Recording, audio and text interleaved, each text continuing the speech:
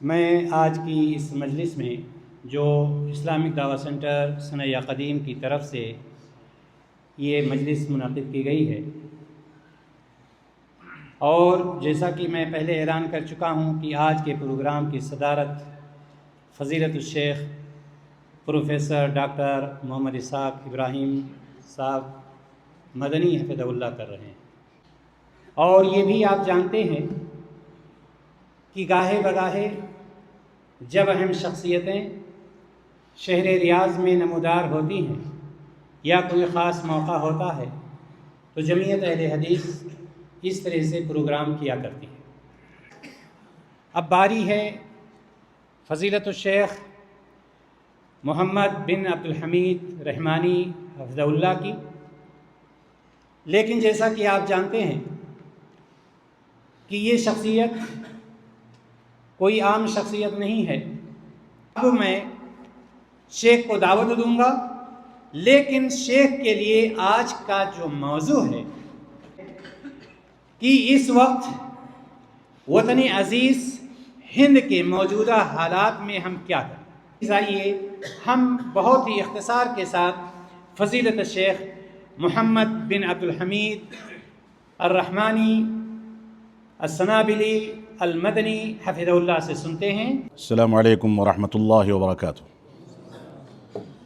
بسم اللہ الرحمن الرحیم، الحمد للہ رب العالمین، والصلاة والسلام علی رسولہ الکریم محمد وعلی آلہ واصحابہ اجمعین، اما بعد۔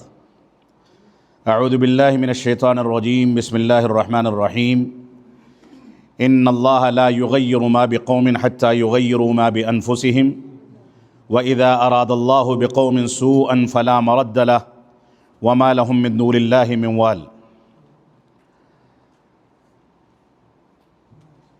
اس قیمتی مجلس کے صدر فضیلت الدکتور اسحاق مدنی صاحب حفظہ اللہ، اسٹیج پر موجود علماء کرام اور سامعین کی جو جماعت یہاں موجود ہے، ان سب کا تعلق اللہ رب العالمین کے فضل و کرم سے، یا ان میں سے اکثر کا تعلق علماء کرام کی اس عظیم فہرست میں شمار کیا جاتا ہے جن کو رب کائنات نے اپنے گاؤں اور قریے اور اپنے علاقے اور دیہاتوں سے، چھوٹی چھوٹی آبادیوں سے منتخب کر کے وطن عزیز ہندوستان کے بڑے اداروں کے لیے منتخب فرمایا، اور اس کے بعد اپنی نصرت و توفیق اور ہمارے سرپرستوں اور ماں باپ کی قربانیوں کے نتیجے میں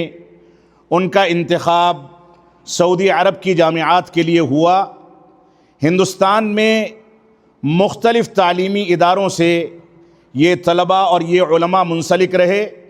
میں یہاں پر یہی بات کہوں گا کہ جیسے انبیاء کے بارے میں اس بات کا تذکرہ آتا ہے کہ انبیاء آپس میں علاتی بھائی ہیں، ویسے ہی ہندوستان میں جماعت اہل حدیث کے جو ادارے ہیں وہ آپس میں علاتی بھائی ہیں۔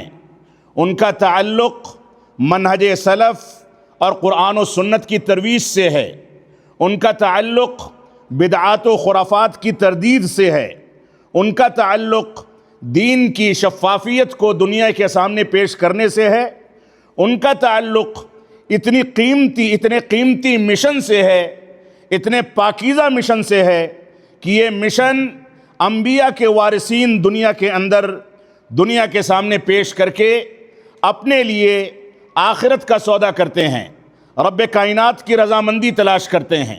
اب ہم کو یہ دیکھنا ہے کہ ہماری یہ اخوت، یہ بھائی چارہ، یہ محبت اور مختلف تعلیمی اداروں کے درمیان، ان کے ذمہ داران کے درمیان کیا یہ بھائی چارہ قائم ہے؟ قائم نہیں ہے تو اس کو قائم ہونا چاہیے، اور اگر وہاں قائم نہیں ہے تو کیا یہاں کی جامعات میں مختلف جامعات سے فارغین جو زیر تعلیم ہیں، کیا ان کے درمیان اخوت و محبت کا یہ پیمانہ قائم ہے کہ وہ منہج سلف کی بنیادوں پر اپنے وطن عزیز میں واپس لوٹنے کے بعد خدمات انجام دے سکیں؟ یہ بہت بنیادی اور حساس مسئلہ ہے۔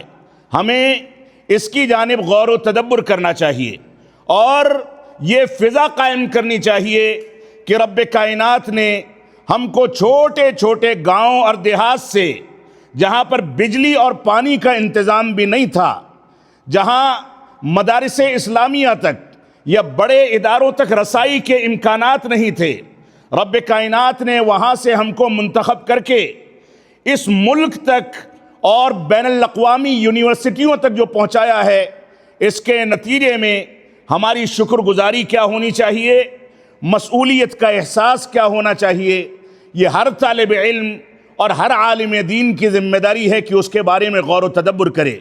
یہ ایک خاندان ہے، مختلف مدارس سے فارغ ہو کر کے یہاں جمع ہونے والا ایک ایسا علمی اور منہجی خاندان ہے جس کے اوپر رب کائنات نے بڑا عظیم بوجھ ڈالا ہے۔ لہذا آپ اس سلسلے میں اپنے اندر احساس پیدا کریں، قرآن و سنت کی پیروی کریں، علماء سے جڑ کر کے دین کے حقیقی مفہوم کو سیکھنے کی کوشش کریں، اور یہی راہ نجات ہے۔ جو موضوع رکھا گیا ہے وطن عزیز کے موجودہ حالات میں ہم کو کیا کرنا چاہیے، اس پر میں اختصار کے ساتھ گفتگو کروں گا، لیکن گفتگو کی ابتدا سے پہلے ایک بات کی صراحت کر دینا ضروری سمجھتا ہوں، اور شاید کوئی دوسرا اس کی صراحت نہ کر سکے۔ صدر اجلاس کی اجازت سے میں وضاحت کرنا چاہوں گا کہ ناظم اجلاس نے 2 بار یہ بات کہی کہ والد گرامی رحمۃ اللہ علیہ علامہ عبدالحمید صاحب رحمانی رحمۃ اللہ علیہ نے اپنی ایک بڑی ذمہ داری کا بوجھ میرے کندھے پر ڈال دیا۔ یہ غلط بیانی ہے۔ والد گرامی رحمۃ اللہ علیہ نے اپنی وفات تک کسی کی بھی تعیین نہیں کی تھی، انہوں نے ادارے کے معزز ممبران کے حوالے اس فیصلے کو کر دیا تھا کہ وہ جس کو مناسب سمجھیں اس کا انتخاب کریں، اور میری کیا بساط تھی کہ اتنی بڑی شخصیت اور اتنے بڑے ادارے کا میں ذمہ دار بن سکتا، لیکن رب کائنات نے اگر کام لینا چاہا ہے تو اب اس کو نبھانا یہ بھی میرا فریضہ ہے، اگرچہ میں کسی بھی ناحیے سے اپنے آپ کو اس کا مستحق نہیں سمجھتا ہوں۔ لہذا یہ صراحت کر دینی ضروری تھی تاکہ آپ حضرات کے ذہنوں میں کوئی غلط فہمی پیدا نہ ہو۔ اور ایک پروپیگنڈا بھی ہے، اس پروپیگنڈے کے سلسلے میں، اس وضاحت کے نتیجے میں ایک صحیح صورتحال سامنے آنی چاہیے۔ کچھ لوگ یہ کہتے ہیں کہ انہوں نے اپنے خاندان کے حوالے کر دیا۔ اللہ کی قسم، صرف چند پیسوں کی تنخواہ پر میں ایک ملازم کی حیثیت سے اس کی خدمات انجام دیتا ہوں، اس کے علاوہ میری کوئی حیثیت نہیں۔ جب چاہیں ممبران انتخاب کے وقت میں مجھ کو نکال کر کے باہر کر سکتے ہیں، اس کا دستور اس بات کی اجازت دیتا ہے۔ لہذا کسی کے ذہن میں یہ غلط فہمی نہیں ہونی چاہیے۔ اللہ رب العالمین ہم کو خدمت کے جذبے سے، قرآن و سنت کی ترویج کے خدمت کے جذبے سے ان چیزوں کو اپنے کندھوں پر لے کر کے چلنے کی توفیق عطا فرمائے۔ تو موضوع جو ہے وہ بہت حساس موضوع ہے۔ موضوع ہے کہ وطن عزیز کے موجودہ حالات میں ہم کیا کریں۔ یہ بات یا یہ سوال ان لوگوں کے سامنے مجھ کو اٹھانا ہے جو وطن عزیز ملک ہندوستان کے مستقبل کے قائدین ہیں، جن کے ہاتھ میں مسجد و مدرسہ ہی نہیں بلکہ بہت ساری ذمہ داریاں آنے والی ہیں۔ جو یہاں سے لوٹ کر کے جائیں گے تو ان کی قیادت میں اور ان کی رہنمائی میں مسلمانوں کی اور بالخصوص جماعت اہل حدیث کی ایک بڑی تعداد ان کی رہنمائی میں زندگی گزارنے پر اپنے آپ کو آمادہ کر سکے گی۔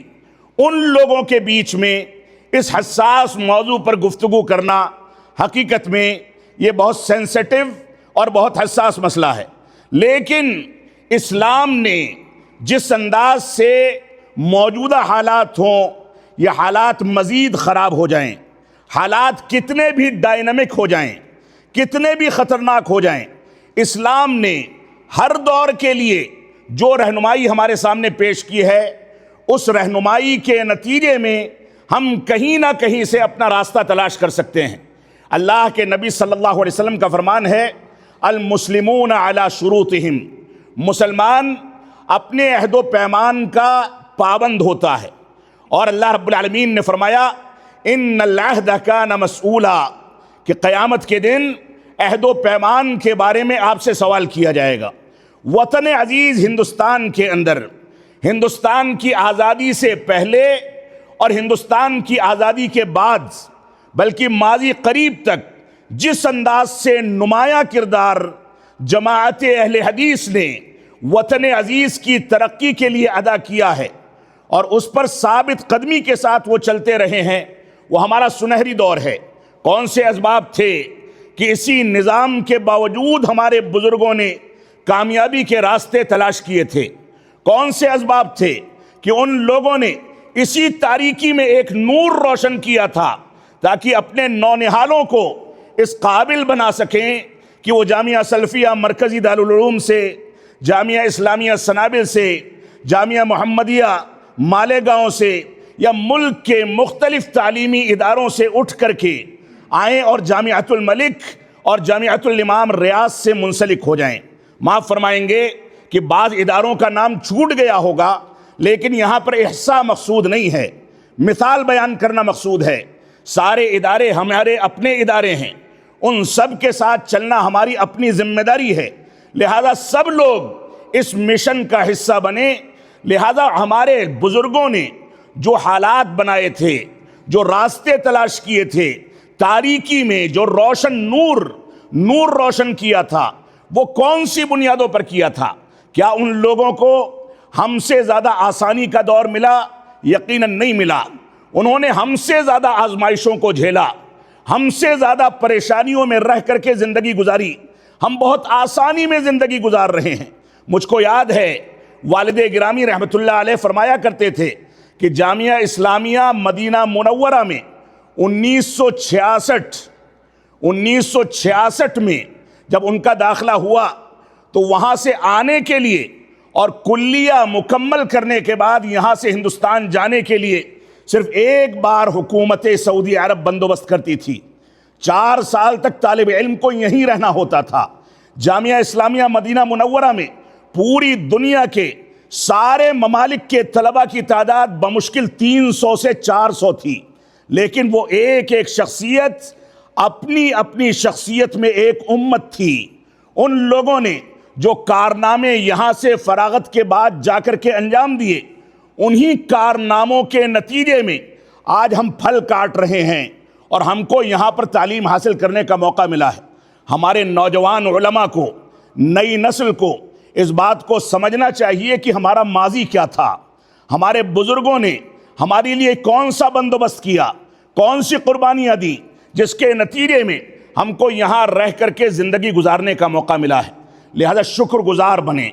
تو اللہ کے نبی صلی اللہ علیہ وسلم کا فرمان ہے کہ مسلمان عہد و پیمان کا پابند ہوتا ہے۔ آپ وطن عزیز میں زندگی گزارتے ہیں، ہم وہاں کے حالات سے واقف ہیں، بہت گہرائی کے ساتھ واقف ہیں۔ اللہ رب العالمین نے توفیق دی ہے کہ واقفیت حاصل کی جائے۔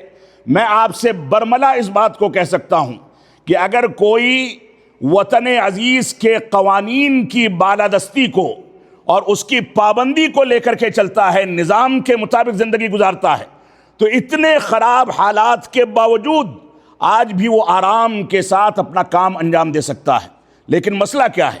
مسئلہ یہ ہے کہ ہم نظام کے مطابق نہیں چلنا چاہتے۔ مسجد بنائیں گے، مدرسہ بنائیں گے، کوئی کمیٹی نہیں ہے، کوئی رجسٹریشن نہیں ہے، کوئی ضابطہ اور قانون نہیں ہے، شخصیت کے نام سے بنا ڈالا، کل کوئی کارروائی ہوتی ہے تو اس کے دوسرا رنگ دے دیا جاتا ہے۔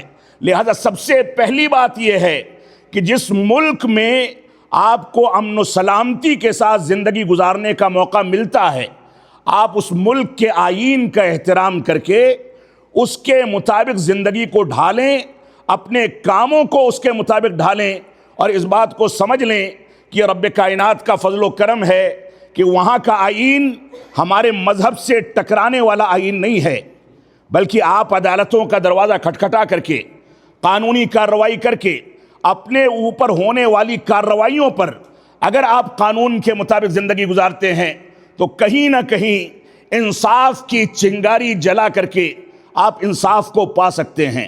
یہ امکانات موجود ہیں۔ لہذا بنیادی طور سے ہماری ملک کے اندر زندگی گزارنے کے لیے یہ ذمہ داری ہے کہ ہم آئین کی پاسداری کریں، اور جن چیزوں کے مطابق ہم کو زندگی گزارنے کا موقع ملا ہے ان چیزوں کو دستور کے روشنی میں لے کر کے چلیں۔ آپ سے قیامت کے دن جہاں آپ کے اسلام کے بارے میں سوال کیا جائے گا، وہیں اجتماعی شعور کے بارے میں سوال کیا جائے گا۔ آپ میثاق مدینہ کی پوری داستان دیکھ لیں۔ اللہ کے نبی صلی اللہ علیہ وسلم نے یہودیوں سے، جو اسلام کے سب سے بڑے دشمن تھے، کس انداز سے معاہدہ کیا، کس انداز سے زندگی گزاری، کون سے معاہدے آپس میں انجام دیے، وہ پوری کی پوری داستان آپ کے سامنے ہے۔ لہذا اس چیز کو سامنے رکھ کر کے آپ حوصلے کے ساتھ، ہمت کے ساتھ، جرأت کے ساتھ اور پوری قابلیت کے ساتھ اور ملک کی آئین کا احترام کرنے کے ساتھ آگے بڑھیں۔ میں نہیں سمجھتا ہوں کہ کوئی رکاوٹ آپ کے راستے میں پیدا ہونے والی ہے۔ رکاوٹیں آتی ہیں، کبھی آزمائش کے طور پر آتی ہیں، اور رکاوٹیں کبھی آتی ہیں ہمارے کرتوتوں کے نتیجے میں۔ اللہ رب العالمین ہمارے اوپر ہمارے دشمنوں کو مسلط کر دیتا ہے۔ لہذا آپ رکاوٹوں کو آزمائش تک محدود کرنا سیکھیں، دشمنوں کے تسلط تک اس کو وسعت نہ دیں، جس کے نتیجے میں آپ کے دین کی کمزوری کے نتیجے میں آپ کے اوپر دشمنوں کو مسلط کر دیا جائے۔ ابتدا میں نے آیت کریمہ سورۃ الرعد کی آیت کریمہ کی تلاوت کی تھی۔ اس میں اللہ رب العالمین نے ارشاد فرمایا، ان اللہ لا یغیر ما بقوم حتی یغیروا ما بانفسہم واذا اراد اللہ بقوم سوءا فلا مرد لہ۔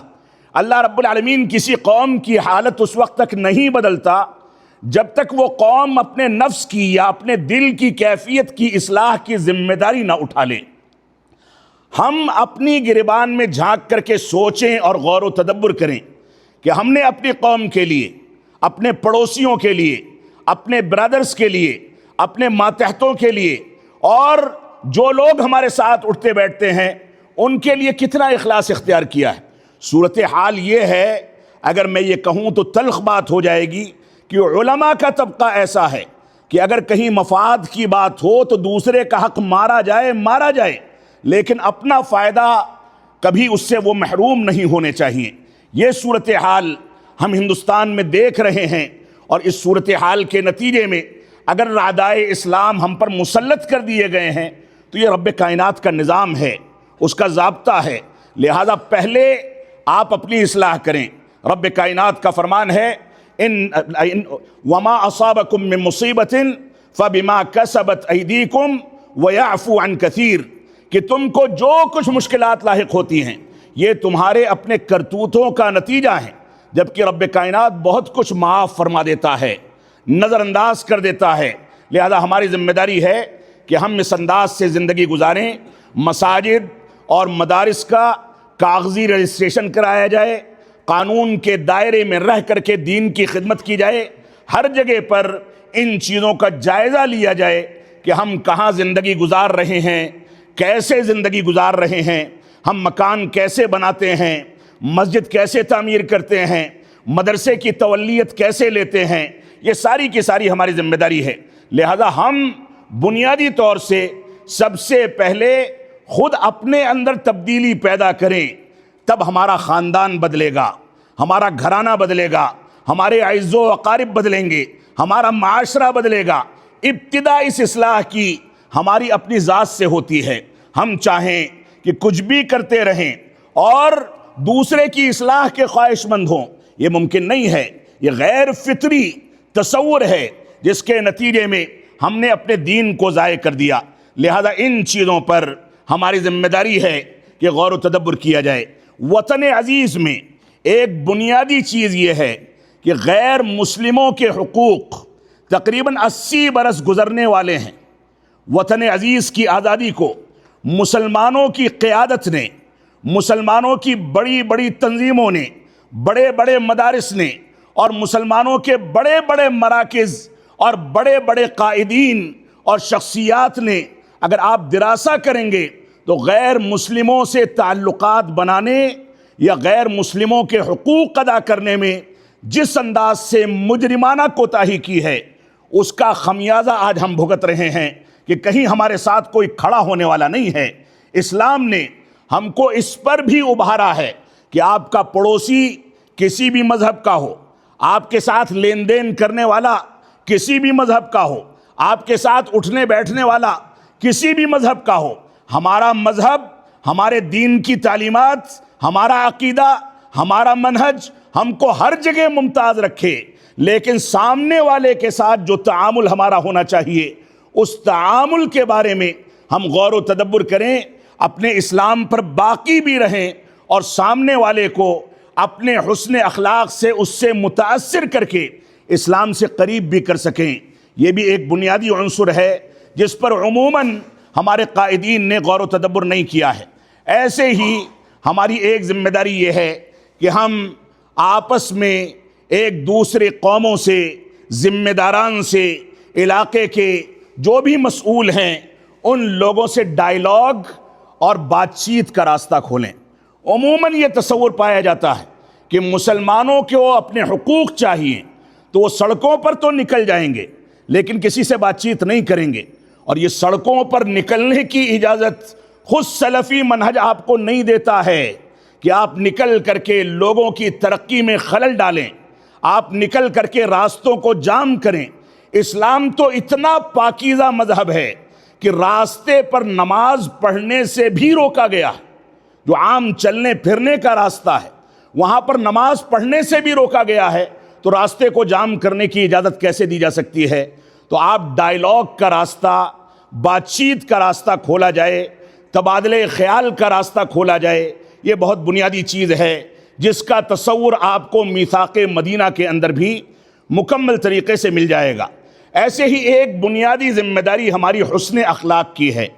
ہمارا اخلاقی کردار، حسن اخلاق، لوگوں سے معاملات، لین دین، کاروبار، تجارت اور جو بھی چیزیں ہم ایک دوسرے سے کرتے ہیں اس کے اندر اتنی شفافیت ہونی چاہیے کہ ہماری شفافیت کے نتیجے میں دوسرے مذاہب کے لوگ بھی ہم سے متاثر ہوں اور ہمارے سامنے اٹھنے بیٹھنے پر مجبور ہوں، ہمارا احترام کرنے پر مجبور ہوں، ہم سے امانتیں رکھنے اور لین دین کرنے پر مجبور ہوں، کاروبار کرنے پر مجبور ہوں۔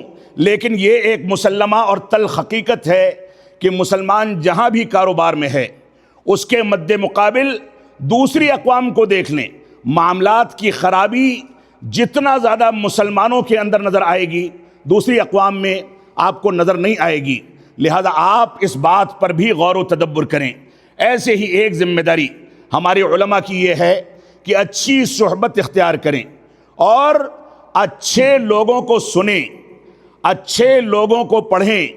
یہ بہت بنیادی مسئلہ ہے کہ ہم سننے میں ناقابل اعتماد لوگوں کو سنتے ہیں، پڑھنے کے لیے ناقابل اعتماد کتابوں کا انتخاب کرتے ہیں، غلط لٹریچر کا انتخاب کر کے اپنے عقیدے اور اپنے منہج اور اپنے دین کو تباہی کے دہانے پر پہنچا دیتے ہیں۔ لہذا اچھی صحبت بھی اختیار کی جائے اور اچھی کتابیں، اچھے لوگوں کو سننے اور اچھے لوگوں کے ساتھ اٹھنے بیٹھنے کا اہتمام کیا جائے، یہ بھی بنیادی مسئلہ ہے۔ ایسے ہی ایک مسئلہ یہ ہے کہ حلال خوری، معاملات کی بہتری، یہ بھی انسان کی دعا کی قبولیت کا ذریعہ ہے۔ لہذا آپ حلال خور بنیں۔ کبھی نمک روٹی کھانی پڑ جائے، روٹی کے ساتھ تیل کا شوربہ کھانا پڑ جائے، وہ گوارا کر لیں، لیکن حرام کا لقمہ آپ کے منہ میں جائے اور آپ کی عبادتیں قبول نہ ہوں، آپ کی دعائیں قبول نہ ہوں، اس بات کو کبھی گوارا نہ کریں۔ کبھی فاقہ کشی کر کے آپ غریبوں کے درد کو بھی سمجھ لیں، کبھی آپ غربت کی زندگی گزار کر کے غریبوں اور صحابہ کرام کے ایثار و قربانی کے جذبے کا تصور بھی اپنے دلوں کے اندر پیدا کر لیں۔ لہذا اچھی صحبت ہو، حلال خوری ہو، حرام کی ساری شکلوں سے آپ اپنے آپ کو بچائیں۔ اور صورتحال تو یہ ہے کہ جن مسجدوں اور مدرسوں پر آج کارروائیاں ہونے کے امکانات ہیں، کیا آپ ایمانداری کے ساتھ یہ بتا سکتے ہیں کہ فرضی واڑہ چاہے چندے کا ہو، تعاون جمع کرنے کا ہو، فرضی واڑہ غلط انداز کی کارروائیاں، غلط انداز کی تعمیرات، غلط انداز کے داخلے، غلط انداز کے امتحانات، غلط انداز کی تقرریاں، کیا ان سے ہمارے ملک کا کوئی ادارہ پاک ہے؟ یقیناً بہت سے ادارے پاک ہوں گے، لیکن یہ چیزیں اور یہ خرابیاں ہمیں دیمک کے طریقے سے چاٹ رہی ہیں۔ ہماری ذمہ داری ہے کہ ہم پہلے اپنے اداروں کی، اپنے مدارس کی، اپنے مساجد کی اصلاح کریں، اور اس کے بعد رب کائنات سے امید اور توقع رکھیں کہ اللہ رب العالمین ہمارا تعاون فرمائے گا۔ لہذا ان چیزوں پر بھی آپ غور و تدبر کریں۔ عمر بن خطاب رضی اللہ تعالیٰ عنہ نے فرمایا تھا کہ نحن قوم اعزنا اللہ بالاسلام، ہم وہ قوم ہیں جس کو رب کائنات نے اسلام کے ذریعے عزت عطا فرمائی تھی۔ اگر ہم اسلام کو چھوڑ کر کے کسی دوسری چیز میں عزت تلاش کریں گے، اذلنا اللہ، تو اللہ رب العالمین ہم کو ذلیل کر دے گا، خوار کر دے گا۔ میں سمجھتا ہوں کہ وطن عزیز میں ہم جس انداز سے ذلت و خواری یا خوف و ہراس کی زندگی گزار رہے ہیں، اس کا بنیادی سبب یہ ہے کہ ہم نے عزت دنیا داری میں تلاش کرنا شروع کر دی۔ ہم نے عزت پیسے اور مال و متاع میں تلاش کرنا شروع کر دی، چاہے وہ مال و دولت غلط طریقے سے آئے یا صحیح طریقے سے آئے، اس بات کی پرواہ کو کنارے کر دیا۔ تو ہم نے دنیا کے اندر عزت دین کے بجائے دنیا داری کے ذریعے سے کمانا چاہی، تو رب کائنات نے ہم کو ذلیل کر دیا۔ ہماری ذمہ داری ہے کہ ہم ان باتوں پر غور و تدبر کریں۔ میں ایک بات کا تذکرہ کر کے اپنے خطاب کو سمیٹوں گا۔ امام عبداللہ بن شمس الدین القرطبی رحمۃ اللہ علیہ، جن کی وفات 671 میں غالباً ہوئی ہے، وہ فرماتے ہیں کہ چند ایسی چیزیں ہیں جن چیزوں کے وجود کے نتیجے میں اس علاقے میں زندگی گزارنے والے ہر قسم کی بلا سے محفوظ کر دیے جاتے ہیں۔ 4 ایسی چیزیں ہیں، اگر وہ چیزیں اہل بلد میں، اہل علاقہ میں موجود ہوں تو ایسی صورت میں رب کائنات وہاں سے بلاؤں کا صفایا کر دیتا ہے اور امن و سلامتی پھیل جاتی ہے، لوگ خوشحالی کی زندگی گزارتے ہیں۔ پہلی چیز ہے امام عادل لا یظلم، ایک ایسا امام جو عدل کرنے والا ہو، ظلم سے بچنے والا ہو۔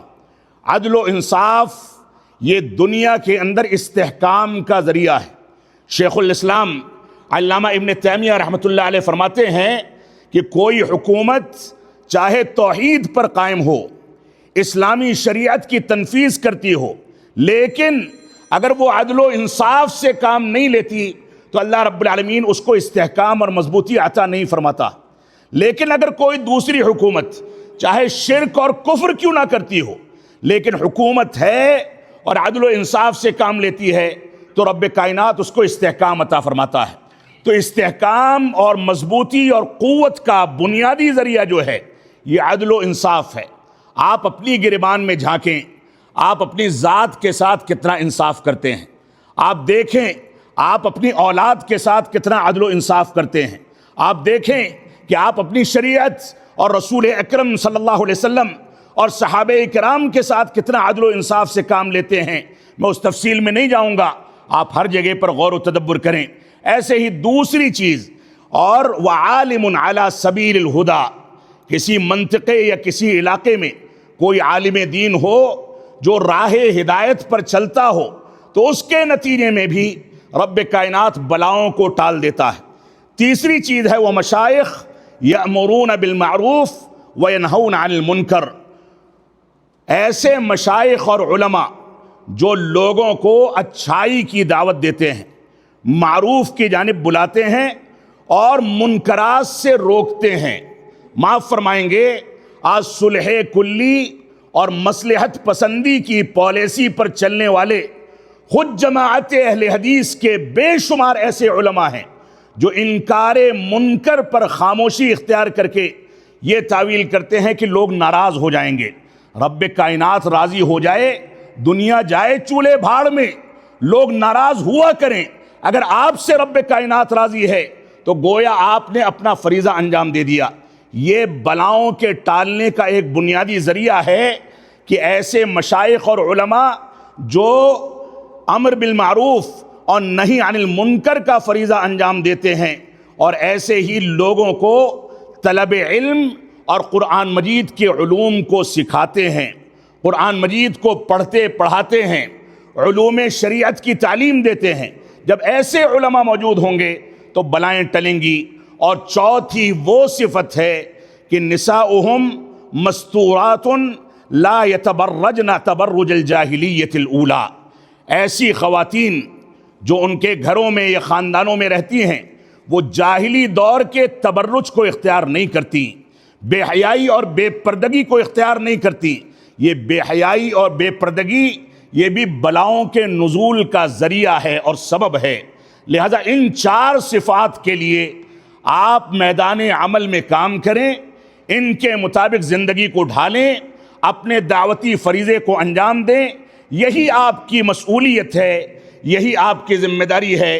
اور وطن عزیز میں حالات ایسے ہو گئے، ویسے ہو گئے، ہمارے ساتھ یہ کر دیا گیا، وہ کر دیا گیا، ہمارے اوپر یہ ظلم کے پہاڑ توڑے جا رہے ہیں، ایسا کیا جا رہا ہے، ویسا کیا جا رہا ہے۔ آپ غور کریں گے تو ایک بھائی اپنے بھائی کے ساتھ انصاف کرنے کے لیے آمادہ نہیں ہے، ایک باپ اپنے سارے بچوں کو مسجدوں سے جوڑنے پر کامیاب نہیں ہو پا رہا، اور اس کے بعد نکل کر کے خلافت کے قیام کی باتیں کی جاتی ہیں۔ اللہ رب العالمین ہم کو صحیح شعور عطا فرمائے۔ اللہ کے نبی صلی اللہ علیہ وسلم کا فرمان ہے کہ من اصبح منکم آمنا فی سربہ معافا فی جسدہ وعندہ قوت یومہ فکأنما حیزت لہ الدنیا۔ اللہ کے نبی صلی اللہ علیہ وسلم نے فرمایا، ادب مفرد کی روایت ہے کہ جس کو صبح کرنے کا یا صبح بیدار ہونے کا اس حالت میں موقع ملا کہ وہ امن و سلامتی کے ساتھ بیدار ہوتا ہے اور صحیح سالم ہے، بیماریوں سے اور محفوظ ہے، اور اس کے پاس دن بھر کا قوت یعنی کھانا پینا اور روزی روٹی ہے، اور دن بھر کا کھانا پینا موجود ہے، تو گویا رب کائنات نے پوری دنیا اس کے لیے مسخر کر دی۔ آپ بتائیں، جائزہ لیں، ہندوستان کے مسلمان کسی بھی مکتب فکر سے تعلق رکھتے ہوں، وہ مسلمان بتائیں کہ کون سا ایسا مسلمان ہے، کون سے گاؤں اور دیہات یا کون سے جنگل میں زندگی گزارنے والا ایسا مسلمان ہے جس کے پاس یہ نعمتیں موجود نہ ہوں۔ رب کائنات نے ان سے نوازا ہے، لیکن شکر گزاری کے طور پر ہم اتنے ناشکرے ہیں کہ ہمارے محلے کی مسجدیں ویران ہیں، اے سی چلے گا اور صلاۃ فجر میں ہم نہیں پہنچیں گے، یہ رات میں قسم کھا کر کے سوتے ہیں۔ ہمارا عمل بتاتا ہے ہمارے خاندانوں میں رب کائنات کی کتاب کی تلاوت نہیں کی جاتی، دنیا بھر کی خرافات، رات کے 2-3 بجے تک انٹرنیٹ پر ہمارے بچے موبائل فون پر، سوشل میڈیا پر اور اسی طریقے سے دوسرے وسائل پر زندگی گزار کر کے اپنے آپ کو تباہی کے دہانے پر جھونک رہے ہیں، اور ہمارے ماں باپ کو کوئی پرواہ نہیں ہے۔ صلاۃ فجر فوت ہو، مسجدیں ویران ہوں، اللہ کا نام لیوا کوئی ہو نہ ہو، توحید کو کوئی سمجھے نہ سمجھے، ہندوستان کے اگر میں مبالغہ آرائی نہ ہو یہ دعویٰ کروں کہ 90% ایسے مسلم گھرانے ہیں کہ اگر باپ مر جائے تو بیٹے کو صلاۃ جنازہ کے احکام سے واقفیت نہیں ہوتی ہے۔ 90% ایسے گھرانے ہوں گے۔ ہم تربیت کے باب میں، تصفیہ کے باب میں کہاں کھڑے ہیں؟ ہم نے اپنی ذمہ داریوں کو کہاں نبھایا ہے؟ تو یہ شکوہ کرنے سے پہلے کہ ہندوستان میں ایسا ہے ویسا ہے، اس سے پہلے ہم کو اپنا جائزہ لینا ہوگا۔ ان اللہ لا یغیر ما بقوم حتی یغیروا ما بانفسہم وَإِذَا أَرَادَ اللَّهُ بِقَوْمٍ سُوءًا فَلَا مَرَدَّ لَهُ وَمَا لَهُم مِّن دُونِ اللَّهِ مِن وَالٍ۔ سورہ حجرات کو سامنے رکھیں، سورہ لقمان کو سامنے رکھیں، قرآنی تعلیمات اور احادیث رسول کو سامنے رکھیں اور اس کے نتیجے میں زندگی گزاریں، اس پر عمل کریں۔ یہ شکوہ کہ ہمارے ساتھ ایسا ہوتا ہے ویسا ہوتا ہے، آپ دن بھر میں ایک بار شکوہ کرتے ہیں، میں قسم کھا کے کہہ سکتا ہوں آپ 1000 بار بھی شکوہ کریں، آپ کے مسائل حل ہونے والے نہیں ہیں۔ لیکن آپ ایک بار بھی شکوہ نہ کریں، لیکن اپنی ذات اور اپنی گریبان میں جھانک کر کے اپنی ذات سے شکوہ کر لیں، جیسے صحابہ کرام شکوہ کیا کرتے تھے کہ ہم نے اپنے لیے اور آخرت کے لیے کیا کیا۔ ہم نے آخرت کی کامیابی کے لیے کیا کیا، سارے مسائل اپنے آپ حل ہونے والے ہیں۔ رب کائنات ہم کو قرآن و سنت کی پیروی کرنے کی توفیق عطا فرمائے۔ اللہ رب العالمین ہم کو دین کی جانب رجوع کر کے اپنی اصلاح کرنے اور حالات کا سامنا کرنے کی توفیق عطا فرمائے۔ یہ یقینی بات ہے جو حالات ہیں وہ بے چینی کا باعث ہیں، یہ یقینی بات ہے جو حالات ہیں اس کی وجہ سے ہم کو شدید تکلیف ہے، لیکن اس تکلیف کا اولین حل یہ ہے کہ ہم دین کی طرف رجوع کر لیں، اپنے معاملات کو رب کائنات کے حوالے کر دیں۔ اس کے بعد جو مشکلات آئیں گی، جن چیزوں کا سامنا کرنا پڑے گا، اس کا سامنا کرنے میں ہم تنہا نہیں ہوں گے بلکہ ہمارا رب ہمارے ساتھ ہوگا۔ اللہ کے نبی صلی اللہ علیہ وسلم کا فرمان ہے، حدیث قدسی ہے، من عادى لی ولیا فقد آذنتہ بالحرب، جو میرے ولی سے، میرے دوست سے دشمنی کرتا ہے میں اس کے خلاف اعلان جنگ کرتا ہوں۔ لہذا آپ رب کائنات کے ولی بن کر کے دیکھیں، حالات اپنے آپ سازگار ہوں گے۔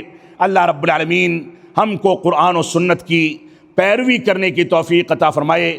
ہم جب تک جئیں تب تک اسلام پر جئیں، ہمارا جب خاتمہ ہو تو ایمان پر ہو۔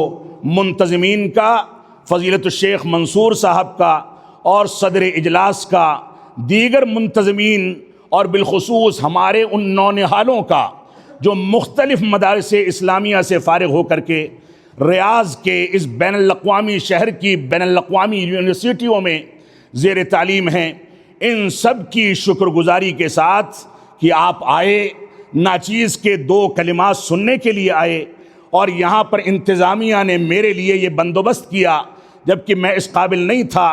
اللہ رب العالمین ہم سب کو ان چیزوں کا اہل بنائے اور ان چیزوں کو ہم سب کے لیے صدقہ جاریہ بنائے۔ والسلام علیکم ورحمۃ اللہ وبرکاتہ۔